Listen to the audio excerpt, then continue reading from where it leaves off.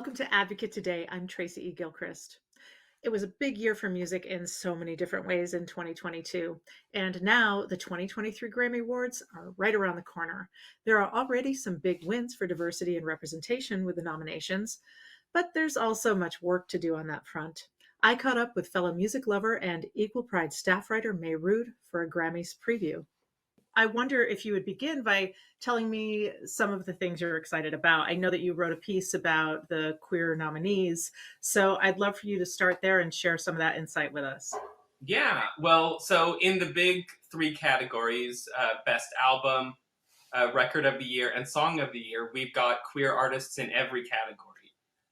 Brandi Carlile is nominated for Record of the Year and Album of the Year for her album In These Silent Days and the song You and Me on the Rock. Lizzo is nominated for Record and Song of the Year also for About Damn Time and Yes. Album of the Year for Special. And Steve Lacy is nominated in the record and song categories for his song Bad Habits. So we've got a lot of queer talent in those main categories. And then also Beyonce's Renaissance is nominated in each of those categories, which is an extremely queer album. Yes, amazing. Well, one of the things I noticed that I was like, yeah, that's cool, is that Brandy is also nominated for Best Rock Song for Broken Horses, which Yeah. I think is so cool because she's been bringing back, roots, not bringing back, it's always been there, but she's really elevating roots in Americana on a different level. And then to be nominated for rock, I think is really fun. I agree. This year she's nominated in several different genres. She's nominated in the rock category, like you said, Americana and American roots music. So she can just do it all. And she has 7 nominations this year, raising her career total to 25.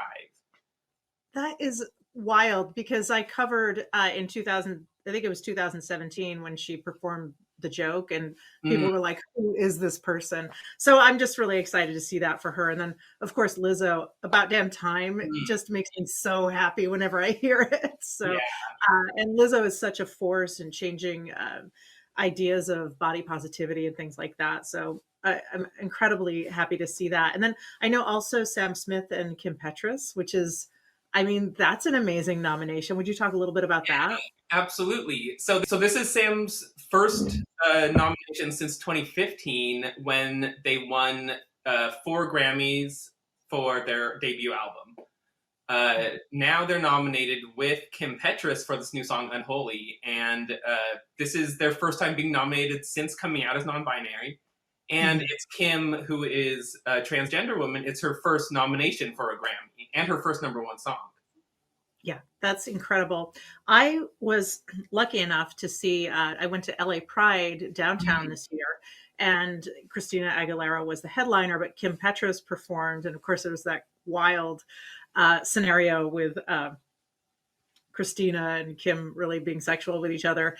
And but also Anita performed, who's also nominated. So would you talk about that? Yeah, Anita's nominated in the Best New Artist category, which usually features a few queer artists. Lizzo won a few years ago. Also, Omar Apollo is nominated in the Best New Artist category. So we've got some really exciting, young queer artists in there. Yeah, that's fantastic. And then I wanted to ask you a little bit about some of the surprises or snubs that you think had happened this year.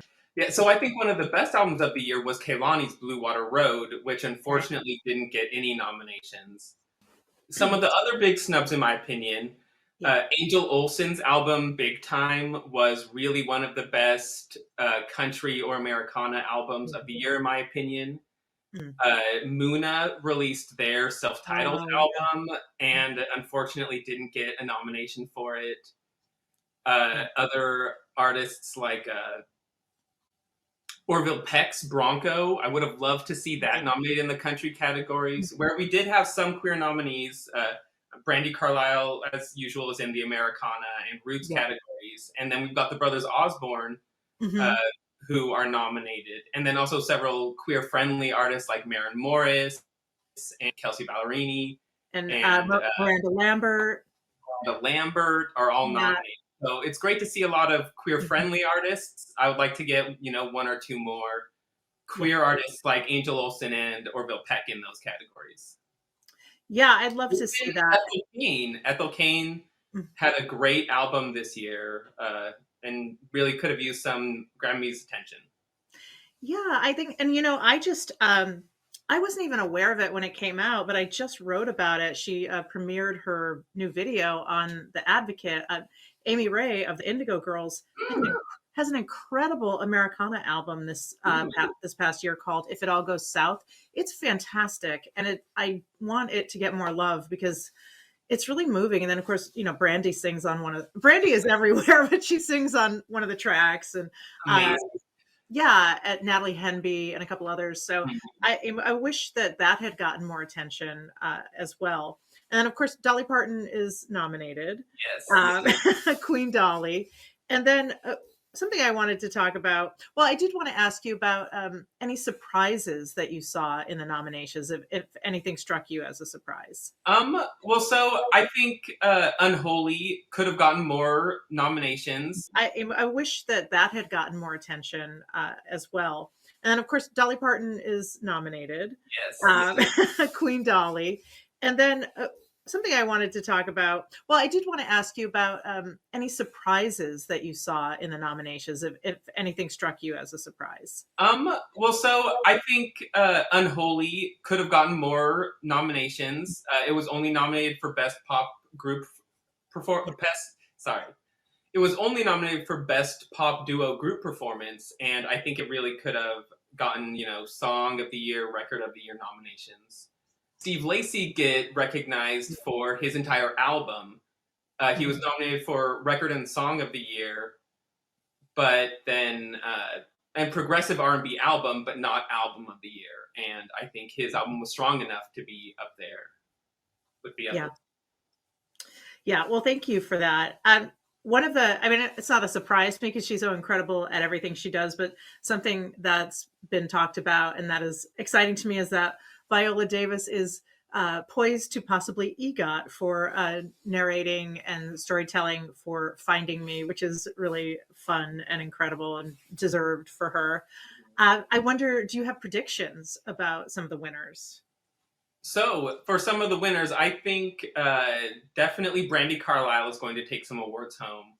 Yeah. She's a powerhouse. She is keeping on every year. She puts out another amazing record, and the Academy really loves her. Yeah. So I think she's going to pick up some awards. I'm hoping for a win for Sam Smith and Kim Petras on Unholy. I think that would be a really great uh, Mhm. win for the gays. Yes.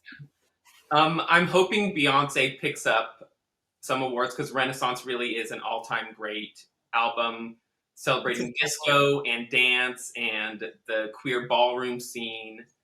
Mhm. And it's just an amazing album. But we know that the Grammys always love to choose some off kilter results. So, I Mhm. wouldn't be surprised if ABBA wins Album of the Right. Year.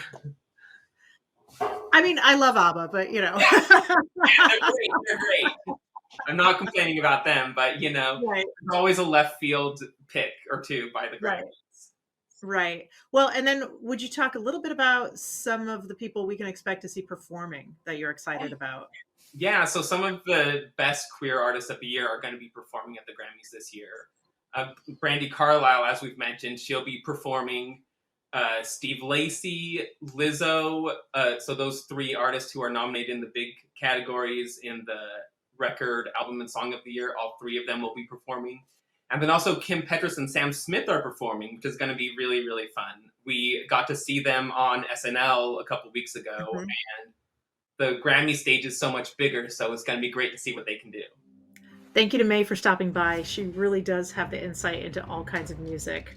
For more music news and Grammys coverage, visit out.com and open the Advocate channel wherever you stream for more of my full interviews with leading experts and Hollywood's biggest stars. I'm Tracy E. Gilchrist. I'll see you next time.